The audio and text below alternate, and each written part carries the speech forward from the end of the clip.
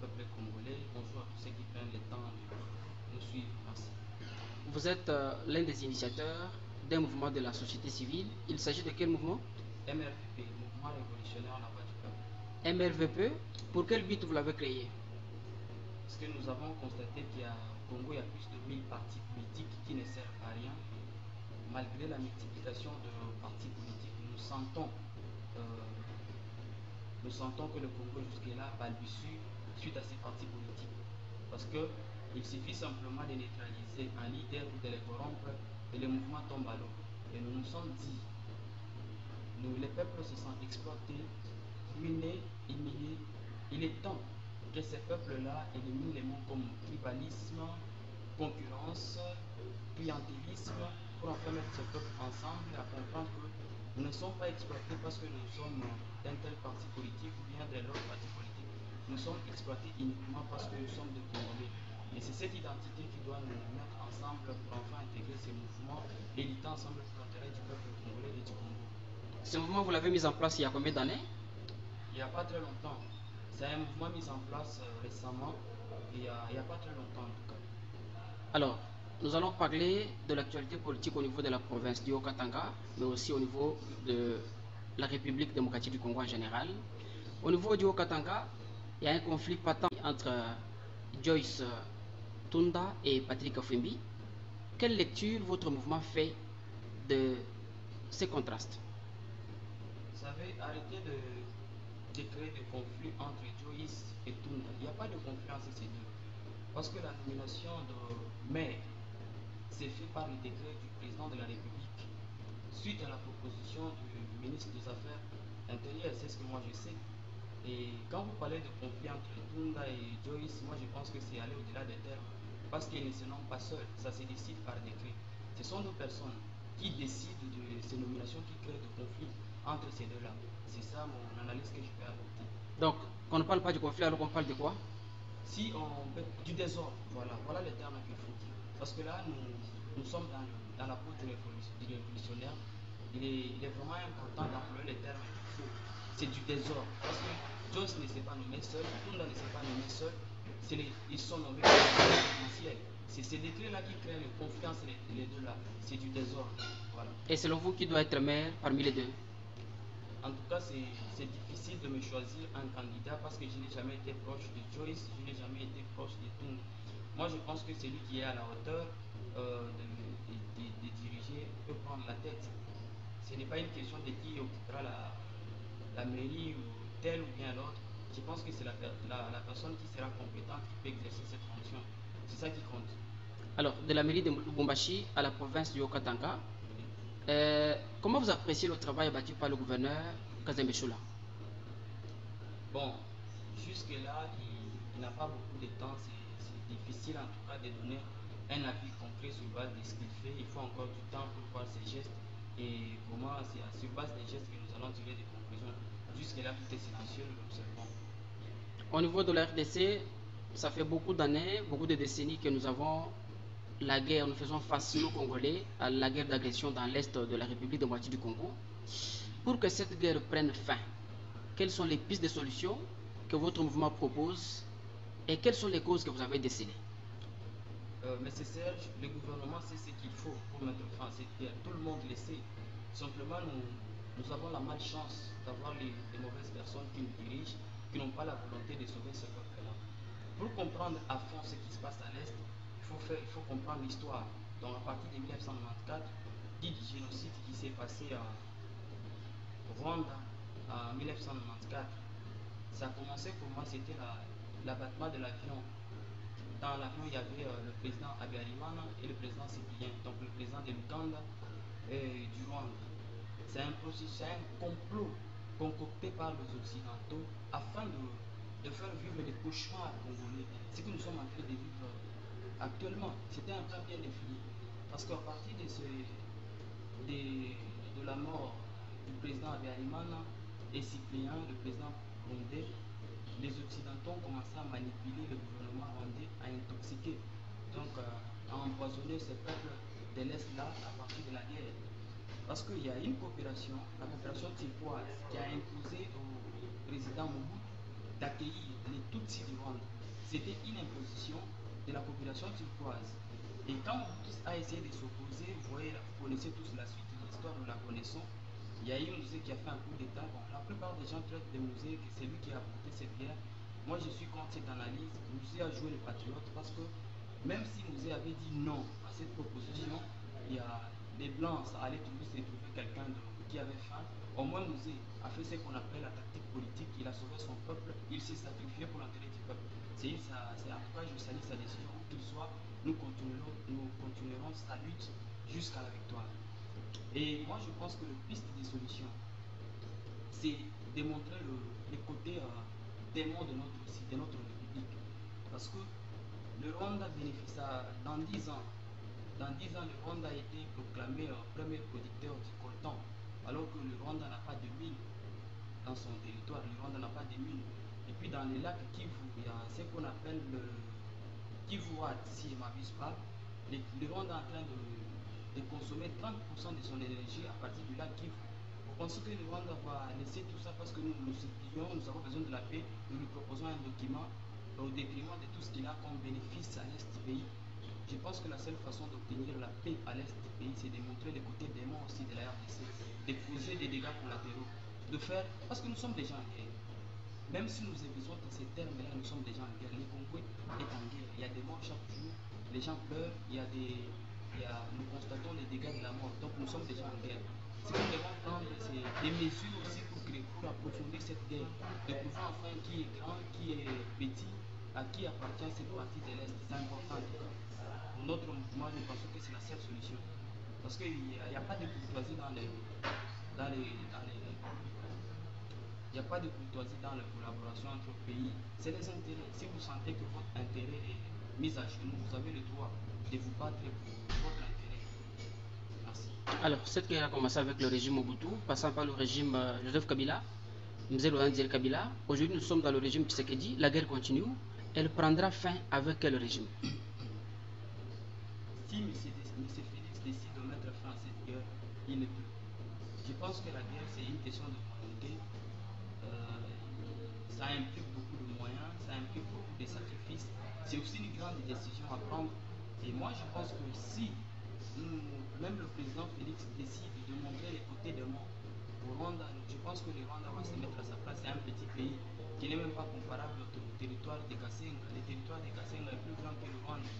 Donc c'est quelque part une humiliation de parler du petit Rwanda qui est en train d'agresser la RDC à tout moment. Je pense que si le président Félix décide de mettre fin à cette guerre, il le peut. Bien que ça fait prendre du temps, il ne peut pas quand même nous laisser sur des bonnes rails, sur des bonnes rails. Il le peut en tout cas, sans négociation. Mais il y a l'opposition qui conditionne la fin de la guerre dans l'est de l'RDC par l'organisation d'un dialogue inclusif. Comment vous pensez? Le dialogue, c'est aussi important. Vous parlez de quelle opposition? Je parle de l'opposition congolaise. L'opposition congolaise, elle est composée de plusieurs personnes. Vous parlez précisément de qui et qui. Parce que nous devons arrêter de comprendre que la solution du Congo viendra d'une personne ou d'un parti politique. Parce que quand vous parlez de l'opposition congolaise, moi je vois Moïse Katumbi, je vois M.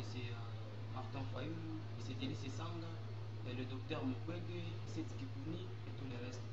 Il faut comprendre là que ce sont des personnes. Aujourd'hui ou après-demain, quelqu'un peut le neutraliser. Mais nous devons en tout cas populariser cette guerre, mettre le peuple au centre des intérêts, que le peuple décide enfin de son destin. Parce que c'est. Vous voyez, il y a de légèreté dans la gestion de cette guerre parce qu'il n'y a pas des enfants des hommes politiques. Pensez que si à l'est du pays, ce sont des enfants de ministres, de députés, du président, de tout ce que vous gouvernez, vice-gouverneurs, ministres qui se battaient, qui étaient au front, cette guerre allait finir très tôt. C'est parce que ce sont des enfants de pauvres qui sont sacrifiés. On se dit, bon, ils sont sacrifiables et nous on avance.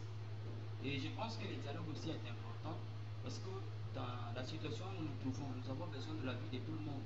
Chacun peut apporter son avis, bien sûr, dans l'intérêt du Congo, sans tenir compte de ce qui peut gagner. Nous pouvons nous mettre sur la table. C'est en tout cas inclusif de nous dire la vérité en face, de comprendre quelle est la méthode qui peut nous aider en tout cas à mettre fin à cette guerre. Parce que je pense que M. Martin Fayulu a quelque chose à proposer, M. Seth a quelque chose à proposer, tous les opposants que nous connaissons ont des choses à proposer. Le peuple congolais aussi a quelque chose à proposer.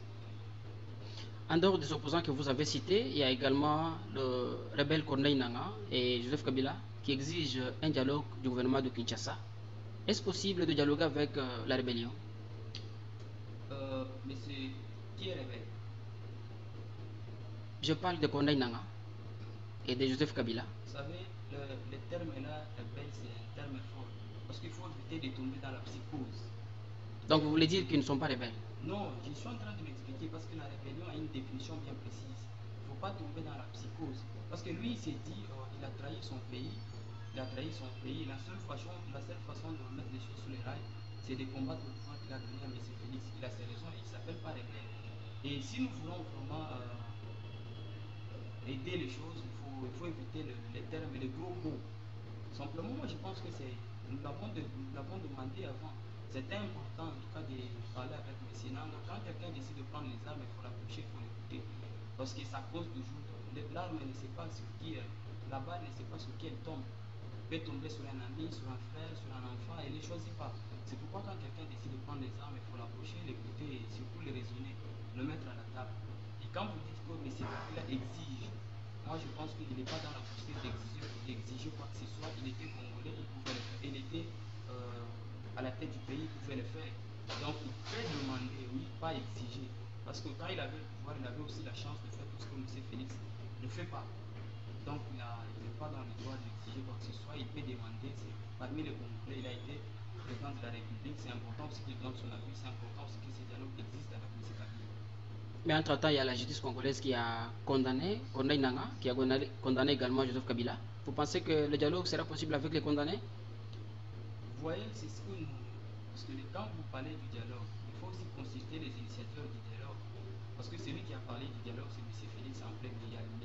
Denis Sessanga qui a parlé aussi.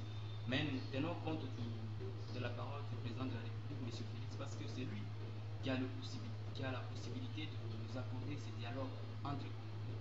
Mais le dialogue, nous le voulons avec toute franchise, avec toute honnêteté, en mettant de côté notre appartenance politique et surtout nos ambitions politiques, et venir avec un cœur sincère pour apporter en tout cas une solution, être compatissant avec les gens qui perdent des citoyens à l'est du pays. Et quand vous dites que le gouvernement est... Est-ce que le gouvernement peut négocier avec le rebelle? C'est le même gouvernement qui nous a dit que M. Kabila était rebelle. C'est le même gouvernement qui nous a dit que M. Nanga était rebelle. Mais si le gouvernement décide de négocier avec M. Nanga, avec M. Kabila, ça sera dans l'avantage du pays. Mais s'il considère que ces deux-là sont des rebelles, ailleurs, en tout cas, de choisir les termes qu'il faut pour les approcher. Nous pensons que M. Kabila est important dans ces dialogues. Nous pensons que M. Nanga est important dans ces dialogues. Parce que si M. Félix a été nommé président de la République, garant des bons fonctionnements, il n'est pas en mesure d'aller à l'est du pays parce qu'il y a M. Nanga aussi qui coule là-bas. Vous voyez que ça c'est normal dans un pays organisé, c'est pas normal. Alors que M. Nanga est un Congolais, M. Félix est un Congolais. C'est la seule chose qui me fait mal dans cette affaire. On pouvait voir quelqu'un, un Rwandais à la tête de ce mouvement, apprécier la RDC, ça pouvait se comprendre. Mais quand vous voyez un Congolais là-bas, c'est ce qui fait mal. Nous sommes censés nous mettre ensemble pour mettre fin à cette histoire. Pas nous diviser encore, plonger les Congos dans le chaos, c'est pas important. La semaine dernière, on a vu le vice-premier ministre en charge de l'Intérieur, Jacquemain Chabani Louko, annoncer une décision au bureau des assemblées provinciales et au gouverneur de province réunis à Kinshasa. Selon cette décision, plus question d'émotion dans les assemblées provinciales jusqu'à la fin de la guerre dans l'Est. Comment vous avez accueilli cette nouvelle? Vous voyez, il faut éviter de jouer les tyrans. Il faut éviter de jouer le plus fort. Il y a la loi, il y a la constitution qui existe.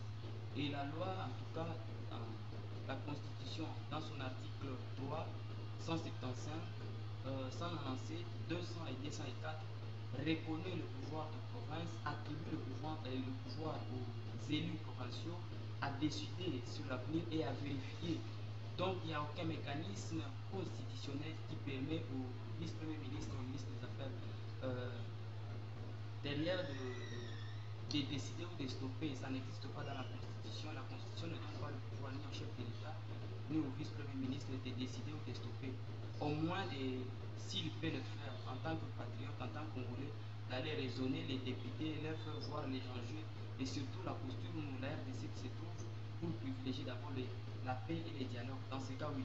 Mais jouer les tyrans, dire que moi je stoppe, moi je dis il y a aucun mécanisme constitutionnel qui permet cela. C'est une violation de la Constitution. Et nous avons appris que cette décision était contenue dans une instruction qui venait du chef de l'État. Mais vous savez, la violation de la Constitution, c'est la violation de la Constitution. Même si le chef de l'État le fait, c'est une violation de la Constitution. La violation de la Constitution reste comme ça. Quiconque viole la Constitution, en tout cas, il y a des lois réservées pour lui. Même si c'est le chef qui les décide, la Constitution est là. C'est notre, en tout cas, ça c'est censé être notre guide pour le moment, c'est la Constitution. Donc, elle ne permet ni au chef de l'État, comme je l'ai dit, ni au vice-premier ministre, ministre des Affaires intérieures de prendre une telle décision. Alors, depuis l'avènement du régime Tshisekedi, nous avons assisté à la célébrité d'un ministre de la Justice. Je parle ici de Constant Moutamba, qui à ce jour est emprisonné et condamné. Comment votre mouvement juge-t-il la condamnation de Constant Moutamba, très célèbre ministre de la Justice que la RDC a pu connaître? Je m'évite de faire trop de commentaires à ce sujet parce que M. Moutamba a l'essence du patriotisme en lui, bien que nous n'avons pas eu à apprécier ses méthodes de populisme. C'est quelqu'un qui aime le Congo, qui s'est retrouvé dans une mauvaise circonstance parce qu'il était entouré de mauvaises personnes. Lui, il avait une autre vision de la RDC, son entourage, le gouvernement avait une autre vision de la RDC. C'est ça qui l'a conduit en prison. Sinon, c'est ce qu'il a fait. Détournement ou intention de détournement, il y a des gens qui ont détourné plus, il y a des gens qui détournent plus, qui sont en liberté. Au niveau de la province du Haut-Katanga, nous avons eu une rumeur selon laquelle l'ancien gouverneur Jacques Kiaboula serait en train d'être réhabilité à la tête de la province. Êtes-vous d'avis qu'il revienne aux affaires? Déjà, je ne vais pas faire une analyse sur base des rumeurs. Je préfère avoir de précisions, en tout cas pour bien me prononcer. Bon, vous savez, qu'est-ce que M. Kiaboula n'a pas fait? Qu'est-ce que M. Kiaboula n'a pas donné au gouvernement central de Kinshasa et précisément au président de la République? Parce que s'il était là, s'il a gouverné la province, il a servi les intérêts d'abord du président de la République avant celui de la province. Il a même eu des mouvements ici, Kanyama Kassese, il a joué ses rôles bien. Nous les condamnons parce qu'il n'y avait pas de suivi. Il y a des étudiants qui se sont retrouvés en formation militaire, il y a des parents qui se sont retrouvés en formation militaire, alors que ces mouvements étaient censés prendre de force le voyou qui sont en train de créer le trouble dans la population que nous cherchons à sécuriser. Lui, il a fait sans tenir compte de ça, on ne sait pas. Parce que c'est vraiment très dangereux. Ces gens-là, ils auront des comptes à rendre à ce peuple. Il y a une loi, j'avais suivi une fois M. Denis Sesanga qui disait qu'il y avait une loi dans l'Assemblée nationale qui était passée, qui était même passée, qui était au Sénat, qui était en train d'être discutée au Sénat, qui le gouvernement congolais voulait que si une personne se trouve dans la situation d'agonie, le gouvernement pouvait avoir le pouvoir de prendre ses organes et les vendre ailleurs. Vous comprenez ces genres de lois, ce sont des lois des gens qui n'ont pas l'humanisme, ce sont des lois des bandits. Quand des gens arrivent à penser qu'un être humain peut être vendu à telle partie qui peut être vendue au nom du pays, parce que vous avez le droit de. Vous savez, le Congo vous a donné le pouvoir sous les institutions, à quelques lois vous confèrent quelques pouvoirs, vous pensez au-dessus de tout. Mais quand vous venez dans chaque province, vous prenez les gens de force, sans suivi, vous ne donnez pas des listes, on ne sait pas où vous amenez, si c'est toute la personne que vous récoltez là, vous ramassez de force, vous le mettez dans l'armée où il y a certaines disparitions, jusqu'à aujourd'hui qui restent incertaines. On ne sait pas où ces personnes sont passées, on ne sait pas où ces personnes sont passées. Alors que dans l'Assemblée, il y a cette loi qui était passée, ça fait peur. Moi, je dis que c'est important de servir ce peuple. Toutes ces personnes-là qui sont en train de servir une personne ou qui sont là pour leur propre intérêt, ils auront des comptes, ils ne pourront jamais rater le procès du peuple. Peu importe le temps, ils auront affaire à ce peuple-là. Alors, nous sommes en 2025. Petit à petit, on se dirige vers le 2028, l'année électorale selon la Constitution de la République démocratique du Congo. Y aura-t-il élection ou non dans ce pays? Vous voyez, nous devons être aussi pragmatiques. Il y a la situation sécuritaire à l'Est qui empêche déjà ces gens-là de le gouvernement central de Kinshasa. Donc, nous comptons pensons que c'est important que le régime change. Et pour que ce régime change, il faut qu'il y ait élection. Et le gouvernement est dans l'obligation d'apporter la paix à l'est du pays. Pas pour les élections, pour sécuriser d'abord le vise humaine. Et après pour les élections en 2023, parce que le peuple là attend un changement de régime. Nous sommes fatigués en tout cas de ces régimes qui nous met au chômage, manque d'eau, manque d'électricité, qui met l'accent sur les tribalismes, l'ethnie et autres. Nous sommes en tout cas fatigués de ce régime, nous voulons les changements. Il y a des gens qui se contentent de ce qui se passe, c'est leur choix. Ils te diront que le gouvernement central ou le président a construit 15 universités, il a construit 15 écoles. Je pense que c'est important. Ce sont l'argent qu'on construit avec, ce sont les montants que le maire de la ville détourne. Donc, avec tout ce que nous avons comme richesse, avec tout ce que le Congo encaisse comme en termes de budget, nous ne pouvons pas nous contenter de cela. Le Congo mérite plus, mérite mieux. Si vous sentez que vous êtes en mesure de donner mieux à ces peuples-là, faites-le. Si vous sentez que vous êtes incapable en tout cas de donner en tout cas, satisfaction aux aspirations de ce peuple-là, vous pouvez dégager la place en tout cas les réserver parmi le peuple, pas parmi les institutions. Lorsque vous comparez les 32 ans de règne du régime Mobutu, les 4 ans de M. Laurent Désiré Kabila, les 18 ans de Joseph Kabila et les 7 ans de Félix Tshisekedi, quel est ce régime qui a mieux fait pour le peuple congolais, selon vous? En tout cas, je pense que M. Mobutu ne peut être comparé à personne parmi ces régimes. C'est quelqu'un qui a construit les Congos, bien que nous avons beaucoup de choses à reprocher, la dictature et sa méthode. C'est quelqu'un qui a construit beaucoup de choses, des stades de martyrs qui étaient à l'époque un grand stade, l'hôpital cinquantenaire, l'hôpital Sendoué qui était parmi les grands hôpitaux en tout cas de l'Afrique, le grand barrage, des barrages qui en tout cas qui étaient, en tout cas il a apporté beaucoup plus. Il a apporté en tout cas beaucoup plus. Il y a aussi les initiatives de Mosé Kabila. Mosé en tout cas était sur le bon chemin en tout cas. Il pouvait faire mieux si en tout cas les destins pouvaient donner beaucoup de temps, il pouvait faire mieux. La gestion de M. Kabila, en tout cas, elle n'est pas chaotique, elle n'est pas appréciable, elle reste comme ça. Ce que nous constatons, ce que nous reprochons au régime de M. Félix, parce que nous sommes en dessous de ce que M. Kabila nous a apporté, bien sûr, sans, en tout cas, sans polémique, je pense que ce n'est pas suffisant, en tout cas, aux aspirations du peuple congolais. En tout cas, ce n'est pas suffisant, nous pensons que c'est chaotique. Le message de votre mouvement à toute la population du Haut-Katanga et à toute la population congolaise qui vous suit de partout ailleurs à travers le monde. Le message que je peux lancer avec beaucoup d'amour, avec beaucoup de détermination et beaucoup de patriotisme, et surtout avec beaucoup de révolte, parce qu'on dit souvent que la vérité est révolutionnaire. La vérité reste révolutionnaire. La vérité reste révolutionnaire. Et la révolution, c'est un problème profond de conscience. On ne lutte pas pour un seul peuple, on ne lutte pas pour une tribu, nous luttons pour le peuple congolais, nous luttons dans l'intérêt de chaque Congolais, de tous les Congolais. Et c'est important que les peuples prennent conscience de cela, parce que c'est difficile de faire la révolution sans être en colère. La seule, en tout cas, la seule raison qui pousse quelqu'un à être révolutionnaire, c'est la colère. Mais je pense que beaucoup de Congolais sont dans la tristesse. La tristesse, ça vous bloque, ça vous empêche à prendre conscience et à lutter. Cette situation, il y a des pays qui ont connu plus haut, mais qui se sont relevés. Nous pouvons aller de l'avant. Et pour finir, en tout cas, j'encourage le peuple de l'Est. La guerre qui se passe à l'Est n'est pas seulement une guerre économique, c'est une guerre d'existence. Nous devons nous battre jusqu'au bout parce que nous sommes capables. Et nous allons récupérer les localités. Le Congo sera un indivisible. Merci. Vous êtes habillé en tenue militaire. Est-ce qu'il y a un message caché que vous transmettez à ceux qui vous regardent? Oui, c'est pas un hasard. Nous soutenons tout le patriote.